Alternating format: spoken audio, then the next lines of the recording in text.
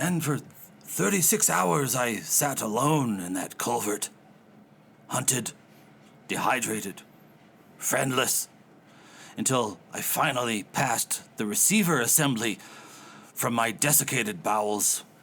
And that is how I avoided a shoplifting charge at a gun store. Oh.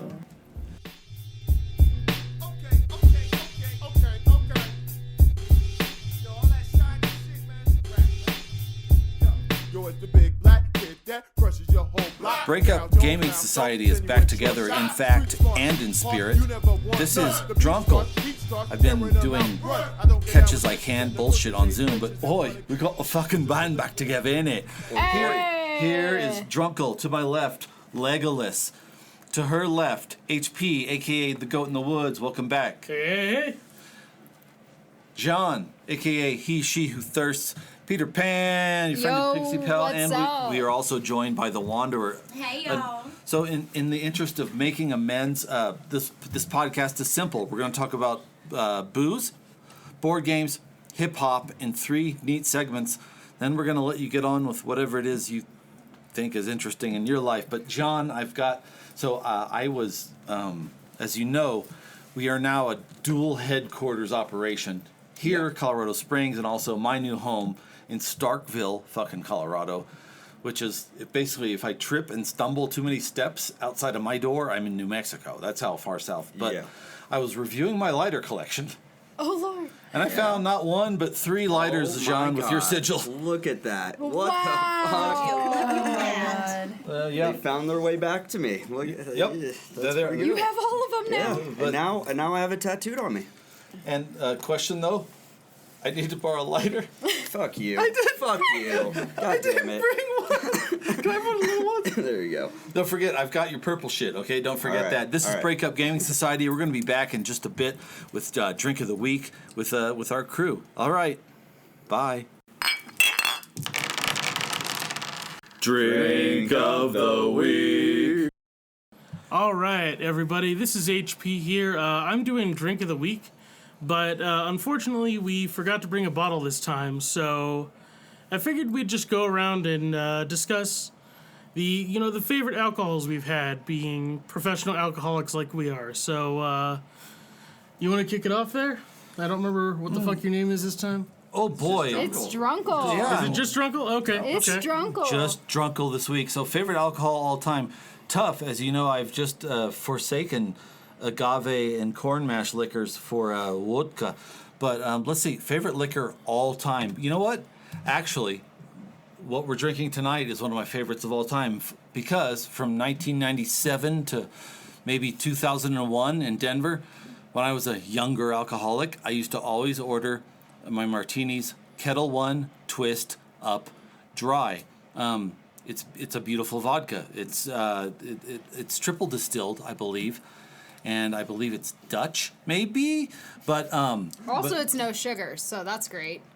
There you go. So actually, It says Holland on it. It says Holland right on the bottle. that's your first clue. So basically, What did it say? Read the actually, full card? probably based on historical buying, I'd probably have to say it's Kettle One because I lived on that shit for like 6 years. There you go. That's my drink of all time. All right, John, let's get in on this. Mine's absinthe. Short and simple. Absinthe. Yeah. Was it short and simple that time that you were throwing it up in the airplane No. after you came to visit me No, that in was New not York fun. City? Because We went to an Legolas sitting here We calling went to you a- out. Damn. We went to an absinthe and oyster bar. That's all they had. They had like That 14 sounds like different bad type idea plus very bad idea. It was great It was a great until the place. next day when I had to fly and I threw up the whole time. Everybody thought I was just flight sick, but yeah, no, it was absinthe. It was definitely Can you absinthe. believe that? Legolas, what is your favorite drink? What is your drink of choice? Pick your poison. Okay, my favorite drink would have to be the clear white Blanco version of the Casamigos tequila.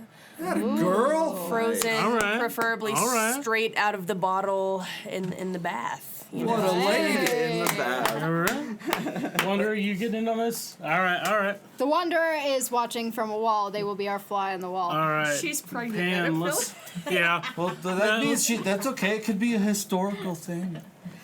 Peter Pan.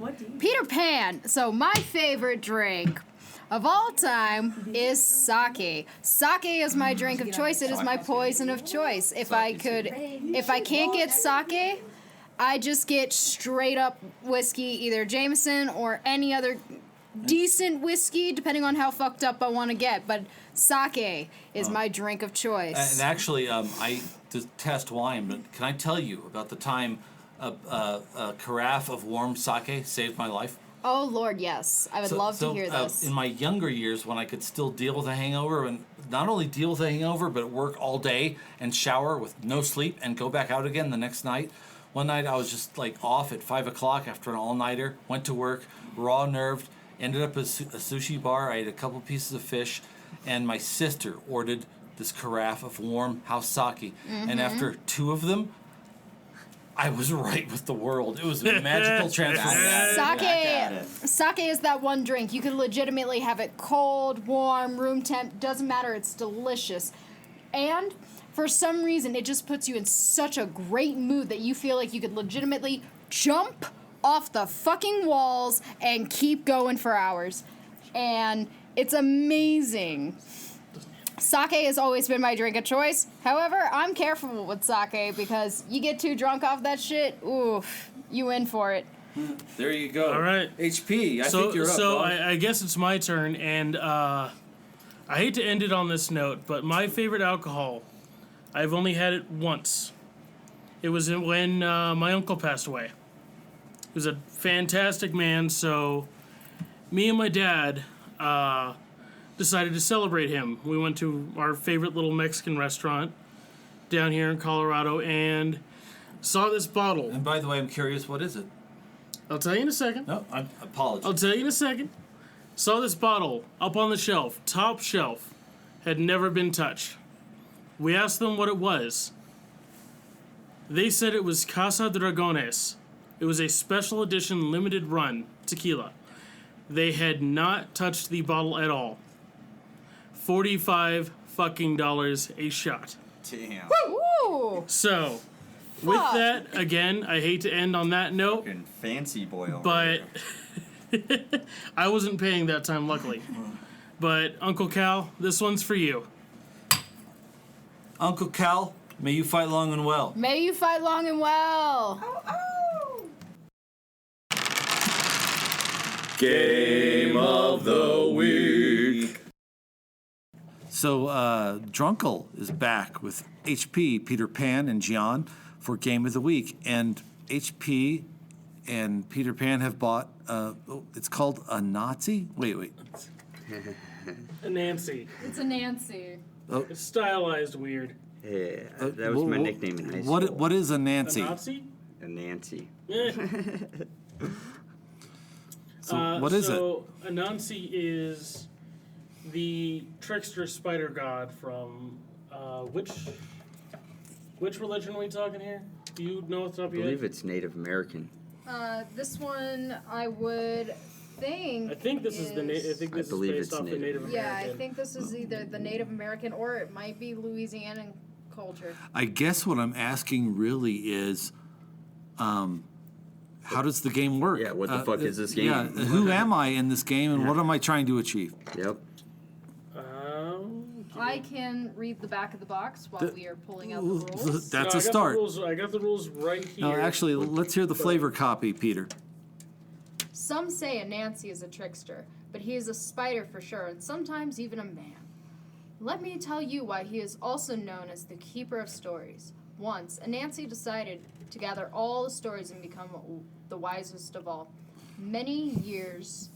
After many years, he finally had all the stories in the world, and poor Nancy did not feel any wiser.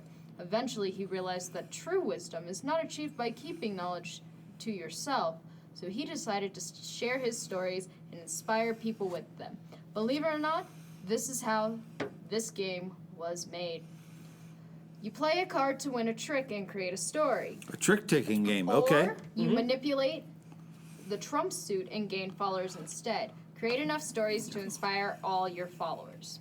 There we go, and there we have. And I'm willing to bet that's a Nancy, but maybe we can all just be Nancys. Yeah.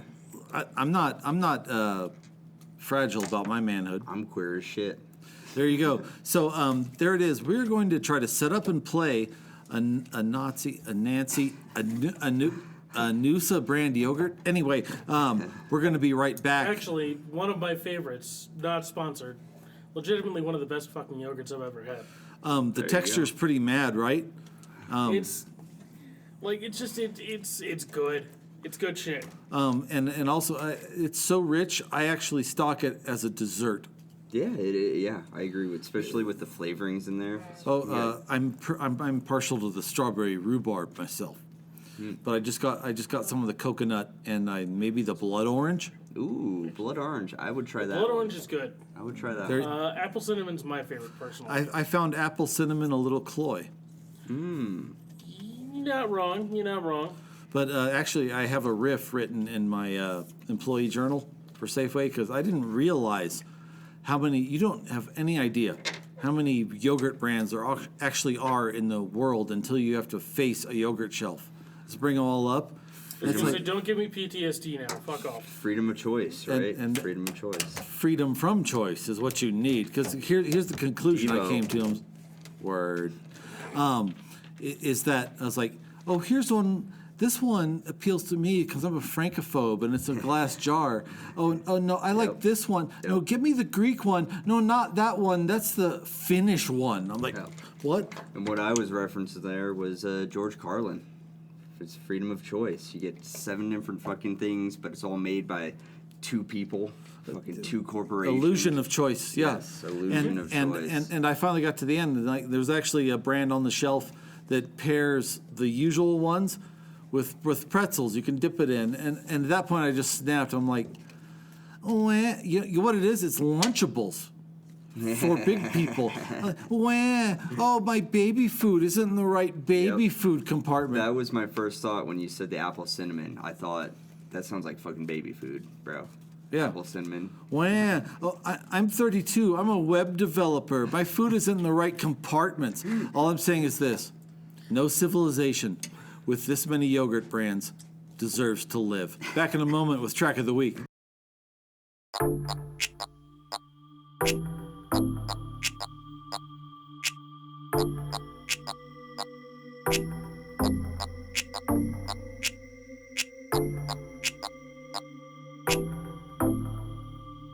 Oh, hey, this is Druncle with a little tack on to the Game of the Week segment.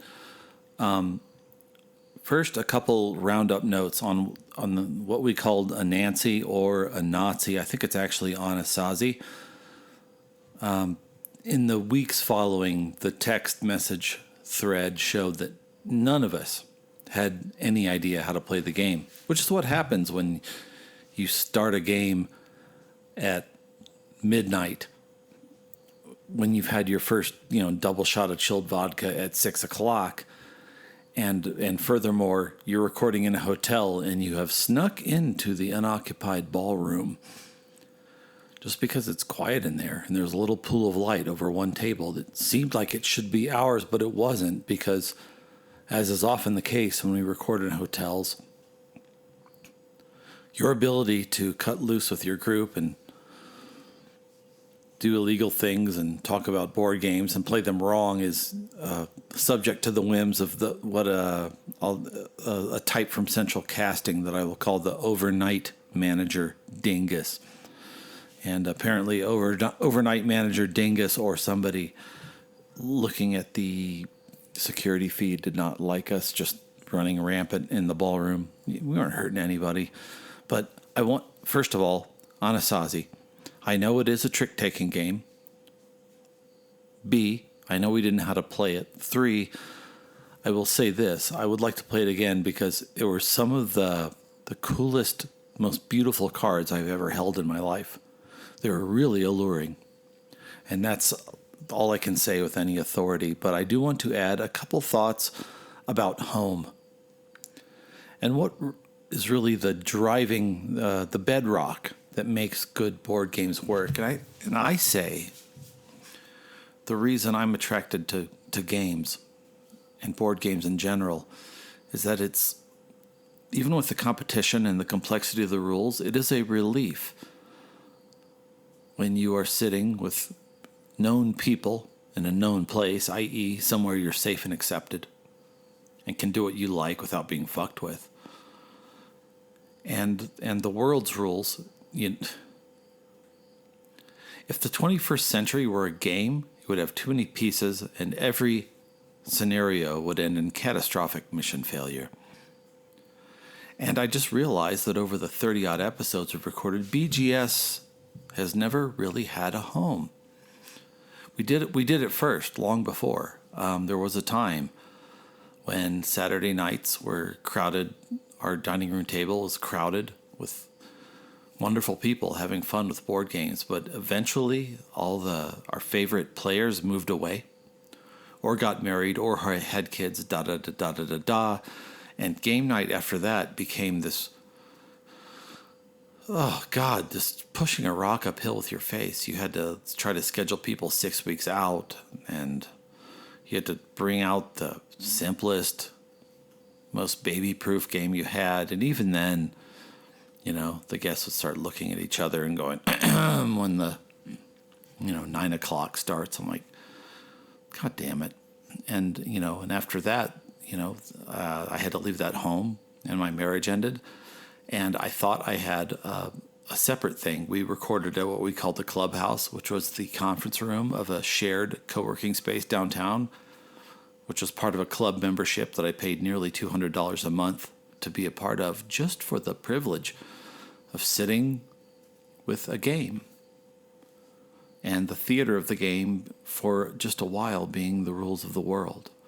Except even that wasn't sacrosanct, because we go outside for a smoke, and the outer entrance of that club was exactly in between the Greyhound station, or one of the biggest bus stops in downtown Colorado Springs. So from the right, you have just poor, hopeless people, unmedicated schizophrenics, single moms straight off the bus from Amarillo begging smokes off you. And from the left, you have people issuing out of what I call Douchebag Alley, a.k.a. Colorado Springs' largest STD swapping place. It's that row of clubs on Tejon downtown, which includes Gasoline Alley, the Mansion, and whatever. And, sometimes interacting with these people is dangerous. Xian I was just trying to start friendly conversation with a couple coming out of the Famous, which is the best steakhouse downtown. And one of the guys pushed Xian to the ground, injuring his tailbone, and started walking me down. I don't know how to fight. The only thing I knew how to do is I crouched real low and I balled up my fist, saying, if this big, thick motherfucker keeps coming at me, I'm going to launch all 190 pounds at me at his ankles. But it didn't come to that because his date and the other couple interceded. But, you can't enjoy a board game where any random trip outside can result in violence to your friends. We've never had a home. And I thought it was fun and devilish to record in hotels for a while, until I realized what we need to do during a night is just not conducive with what an overnight hotel manager wants. I'm talking to you right now from a table I bought at Walmart, a folding table for $57. It's not the table I want. Someday I want a really nice 8-seater with nice seats, and even a backlit Breakup Gaming Society logo in the bottom. But I realized that's not really what makes a game, is where you can just someplace to play and have your little agreed upon theater with your friends without being fucked with. Which is why the headquarters of Breakup Gaming Society is now in Starkville, Colorado. And these episodes only feature myself and Shosho, a.k.a. the Desert Flower, who has yet to appear on the mic. And And it's not fancy. It's not cool looking, but you know what? It's home. And we can do what we like here and play what we like here and not be interfered with. Those are my thoughts on home.